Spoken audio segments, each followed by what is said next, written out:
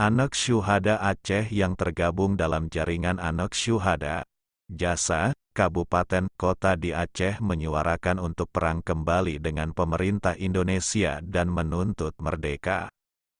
Pasalnya, hingga saat ini poin-poin yang tertuang dalam MOU Helsinki Republik Indonesia dan Gerakan Aceh Merdeka pada tanggal 15 Agustus tahun 2005, belum tuntas terrealisasi sebagaimana mestinya.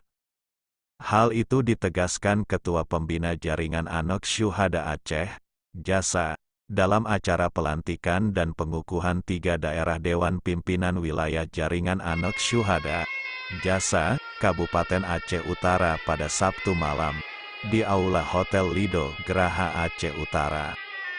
Hari ini Anak Syuhada Aceh juga sudah menyuarakan perang kembali, karena mereka sudah jenuh dengan hasil perjanjian MOU Helsinki Republik Indonesia dan Gerakan Aceh Merdeka yang tak kunjung terrealisasi seutuhnya.